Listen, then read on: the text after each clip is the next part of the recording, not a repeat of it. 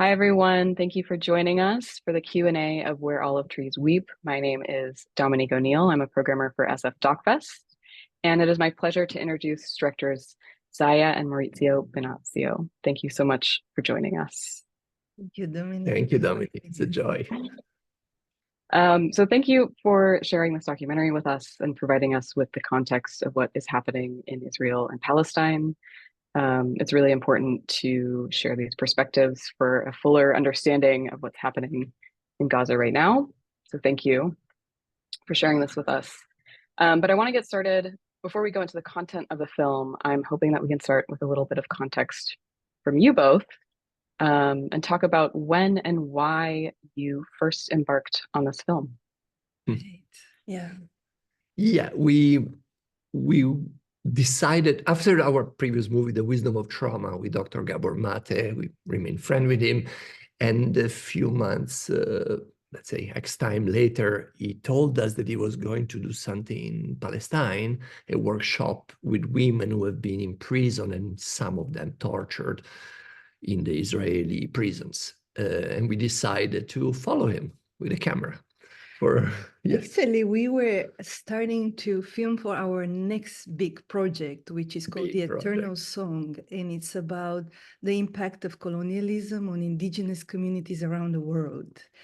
So we've already planned to travel around the world. And then Gabor came to us. And actually, Gabor Mate encouraged that. They said, why don't you do the next movie instead of centering white people? Let's center indigenous communities around the world on this topic. And then he said, I'm going to the West Bank. And we were not sure how would that connect to the movie, to the colonial. We were like many of us here in the West.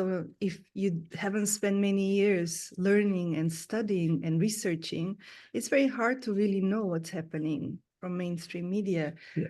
So we were not sure, but we said, okay, we'll follow you. We bring the cameras and we see what happens. And at the moment we arrived there, that was May 2022. So just to put also the thing in perspective, the time we shot this was May 2022. So way before September 11. And the idea was that we will release it as the last episode. First, we'll release all the other places we visited. So educate the audience on colonialism first, and then share this film and say, and this is the latest incarnation of a settler colonial project, right? Yeah. So that was the idea. We traveled with Gabor, and literally within 24 hours, it became very clear. Things got really simple. It didn't look complex anymore. Well, it was complex trying to understand the system of apartheid that has been established in the occupied West Bank. That got complex because it's really complex, understanding territories, checkpoints, IDs. It's very elaborate. But what was simple was that there were indigenous or native population that has been colonized and oppressed and violated for many years in ways that it's impossible. I mean, you cannot even imagine it unless you're there, because I felt myself since the 70s being progressive, pro-Palestine, but still arriving in the West Bank, as I said, in 24 hours you realize it cannot be possible. What I'm seeing cannot be possible. So much injustice. It's completely covered. Nobody in our Western world covers. The media doesn't cover it. Yeah, that's why documentaries like this are just so important and eye-opening to hear these perspectives and this testimony. So I'm curious then about some of the other folks in the film, like Ahed Tamimi or Ashira Darwish, and I'm wondering how you met these folks and created a rapport with them. Yeah. Well, Ashira Darwish, she is the main organizer. She invited Dr. Gabor Mate to hold the workshop. So we met her through Gabor again, and she shared her story, which is very, very rich, and her journey personal journey brings so much, and we've learned so much through her. Yeah. And then, yes. Sorry, when we did the first rough editing of Ashira, we had a 3-hour version of a very compelling story. I can tell you what you see in the movie is 10% of we were like, so what do we do now? A 3-part series about Ashira and then a movie about Palestine.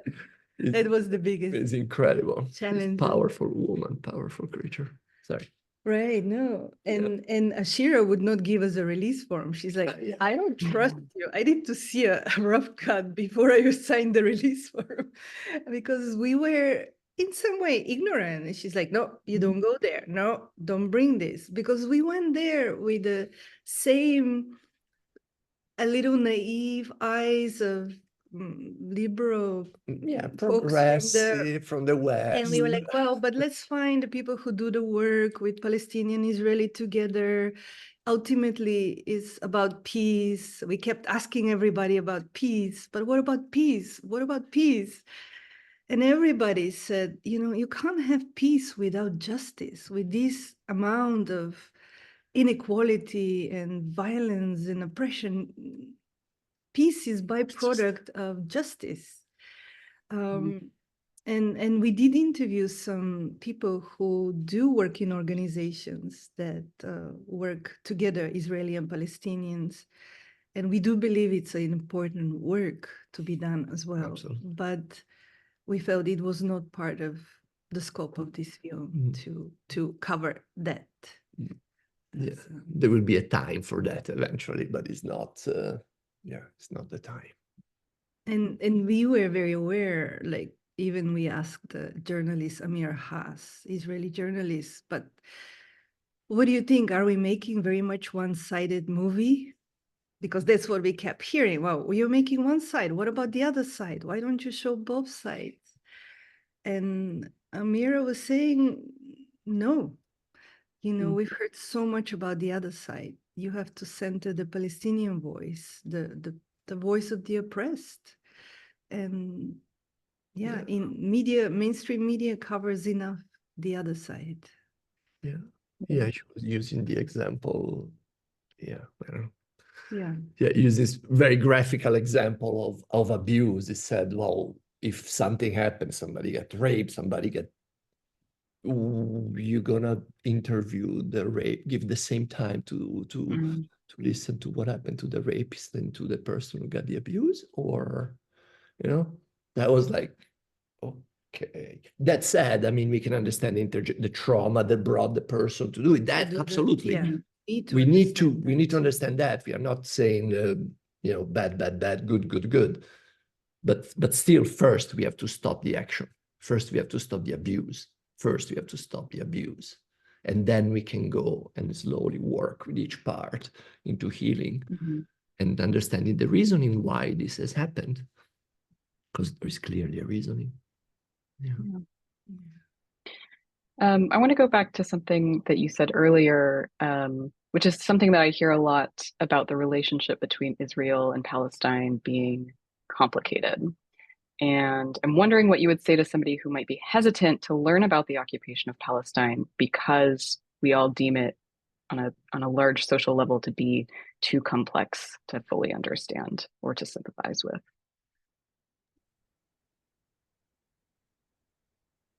Sorry. Yes. I'm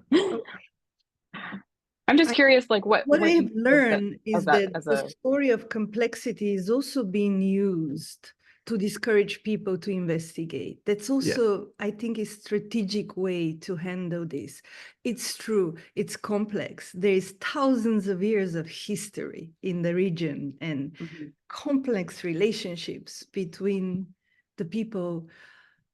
But what we are saying is like looking today, what's happening there is not complex. Not complex at all. Once we understand settler colonial process and methodology, it's full force at play there.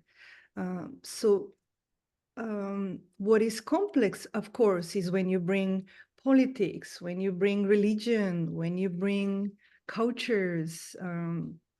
It can get complex, although before the Zionists arrived in Palestine, there was the Ottoman Empire, and there were, many different cultures living quite peacefully together with a lot of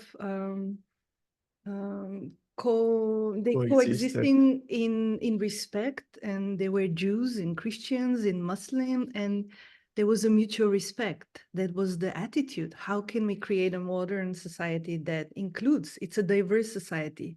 When Zionism arrived, well, when the British arrived, and then they passed it on to the Zionists, then it became, one people, one religion. That's the vision, and Jewish state. And we will pretend that the Palestinians don't exist. Yeah. And we're just going to build our own state here, which is recipe for disaster, recipe for pain, for suffering, for violence. Anyone could see that, like on that, speaking in these simple terms. We would say to people, don't get discouraged. Yes, it's complex, but you can take the steps. And the complexity is the next level again. When you see a blatant abuse with somebody with excessive force, I come in full armor and get a 6-year-old kid that is playing with a toy, and I beat the crap out of the kid. It's complex? No, it's not. It is complex, but first you stop. The complexity is in the mind of the abuser as mostly. And the complexity can be used, it's complex because you don't know the kid is the... No. Any violence to innocent, towards any abuse of international human rights is not acceptable, period. Let's stop there. Can we agree on that? Can we agree that abuse of international human rights is not right? If you agree on that, all right, great. Then the complexity will appear. Then we sit at the table, when nobody has a knife at their throat, we sit at the table, we have a conversation.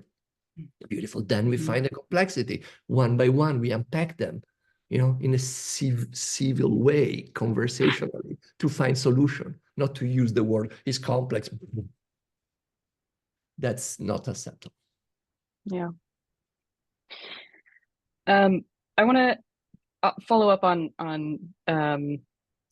what you just said, humanitarian war crimes, and I'm curious. So we hear in the film of all the ways the Israeli government upholds apartheid through walls and settlements, which are all illegal under international law. And I'm curious what you have learned in the making of this film, or what your insights are into how that continues to happen.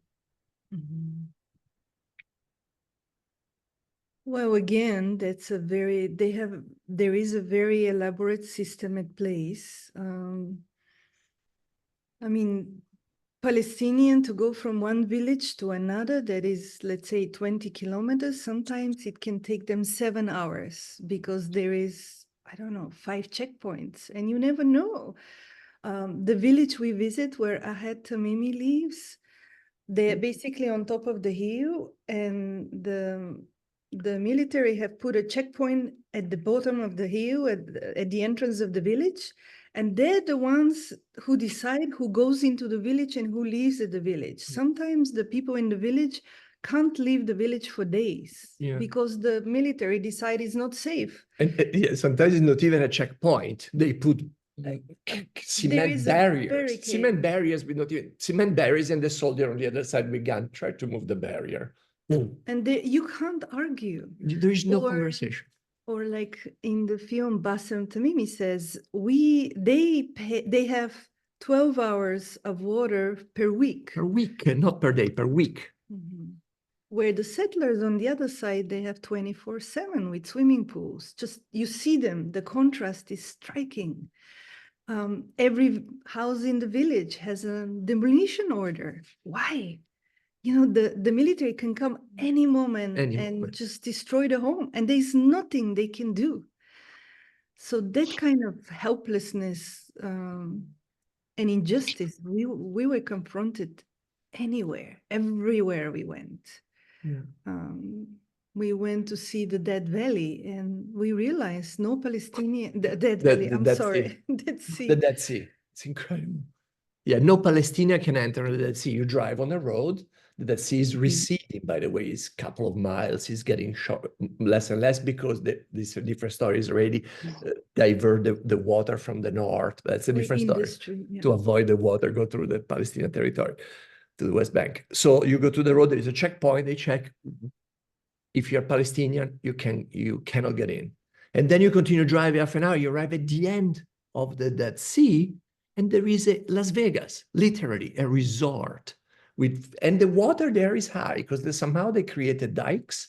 So the water on the sea is still elevated and people can have water sports and blah, blah. All Israeli and tourists from all over the world go visit the West Bank, see how beautiful it is. They go to basically to this, and the Palestinians cannot enter. They have no access to water. It's everywhere. You don't know if your child will come back from school. You don't know if the military might enter the refugee camp and shoot at children. randomly.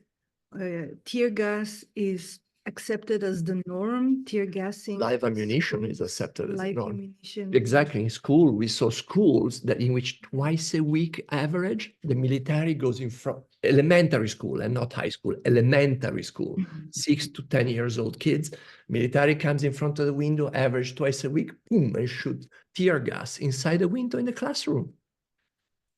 Is this acceptable? Is this complex? If this is complex, then I really don't know what to say. This is not complex. By human standards. Yeah. There's no complexity there. This has to stop, period. Yeah.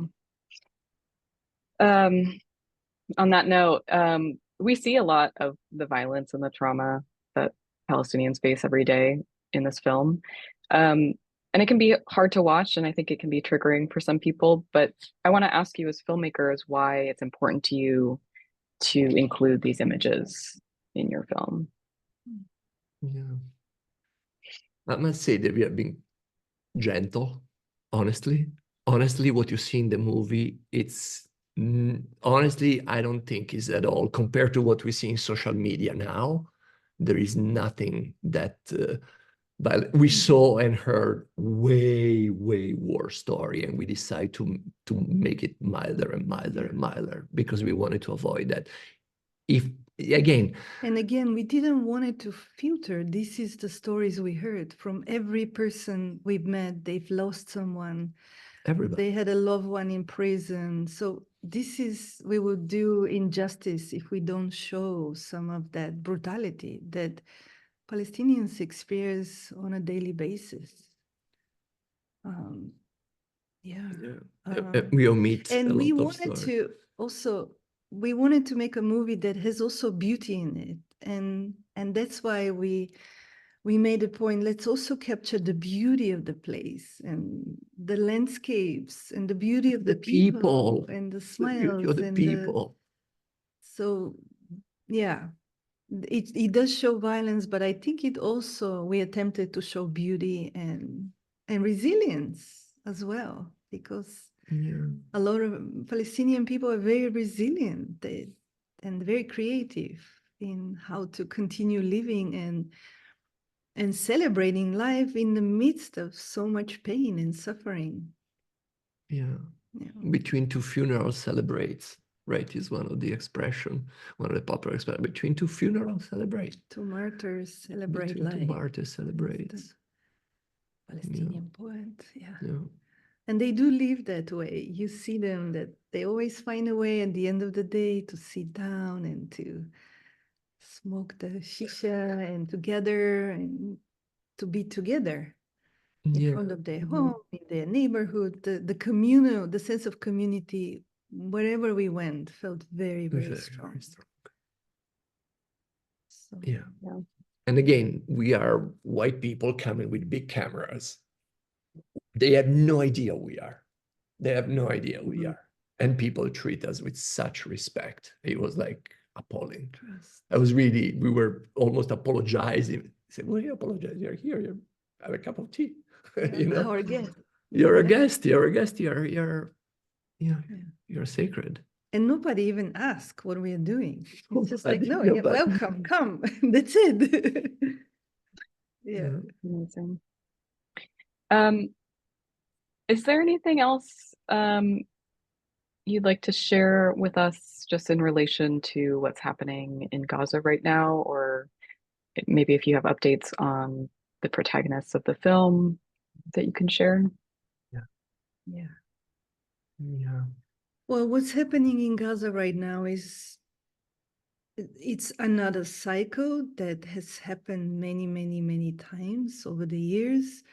Yet this is the most violent and brutal cycle of on both sides, because of what happened on October 7 and because of what has been happening in Gaza for the past 8 months.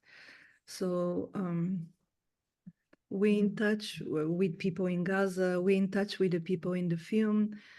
Ashira had to leave the country for us to release the film because she became mother just this February, second baby, and it was not safe for her to stay there. So she's out of the country.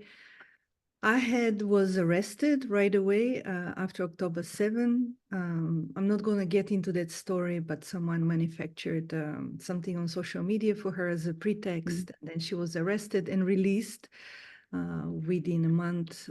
In the first exchanges of hostages. And then her father, Bassem, has been now since October, since the beginning, in prison in administrative detention, which means they can hold you up to 6 months with no charge whatsoever. And then they extended just 2 days ago. They extended for another 6 months with no charge. With no charges whatsoever.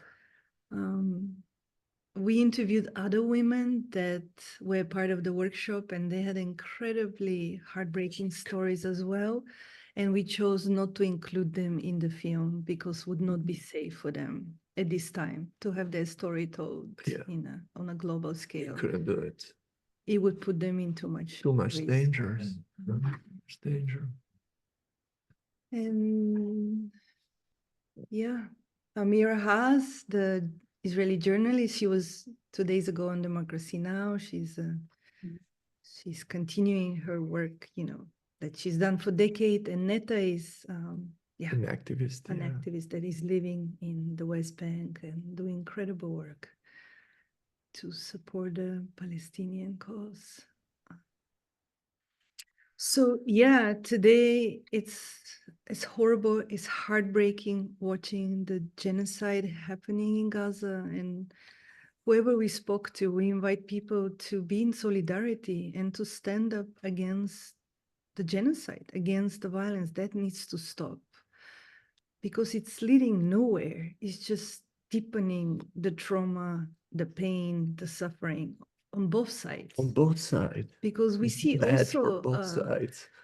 There have been numerous suicides of Israeli soldiers since October 7 and many deaths as well. That is also perpetuating the cycle on their side as well. And definitely would not lead to peace, to anything. That will help. Yeah. Can you share what's next for your film? The movie we're going to self-distribute this movie. We are independently distributing it. It will come out on June 6 to June 27 as a world people premiere. People can organize screenings in their community anywhere in the world, and we'll provide them with the film, or they can come to our website and watch it.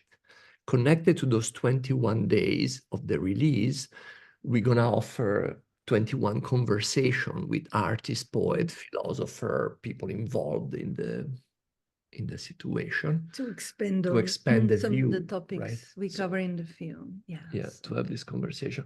And important to know that the movie is offered by donation. We have a suggested donation, but also a donation of $0 is sufficient. We have no intention to put a barrier. We need this movie to be seen. And for the donation we receive, as a start, for every suggested donation we receive, we're going to plant an olive tree in the territory, in the West Bank, and hopefully in Gaza, because it's very important, the olive tree, to grow. If your land is cultivated, there is less chance for the settler and the government to be able to take it out from you. Yeah. And besides that, the olive tree, it's a tree that needs to be planted there.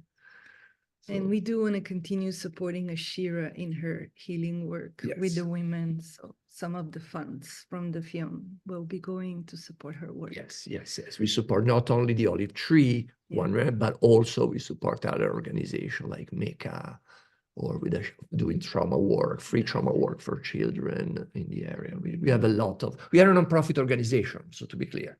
So it's in our mission. We are not intention to profit for this movie. It's not the point. This movie has to be seen. and Please shared. help us, each and everyone. Please help us. Send it around and say, hey, put 0. I mean, it's not just what it will give you a new angle to understand what's going on. Because we didn't expect it to be that bad. For the folks watching at home, who might want to check out these talks or tell their friends, what is the website? Where Olive Trees Weep is the website, and then Premiere, they will see Premiere, and we have the schedule for the 21 days and the list of speakers. And so Some please amazing check people, out. by the way. Some really incredible people. Super Great excited. conversations, that will help go through the complexities and understand a little bit more. Yeah. the Again, reality. Where Olive Trees Weep is the website. And we hope you enjoy the movie. At this point, I don't know if you have seen it when we see this Q&A. If you did, so Let thank you. us Thank you know. for still Thank be you. here.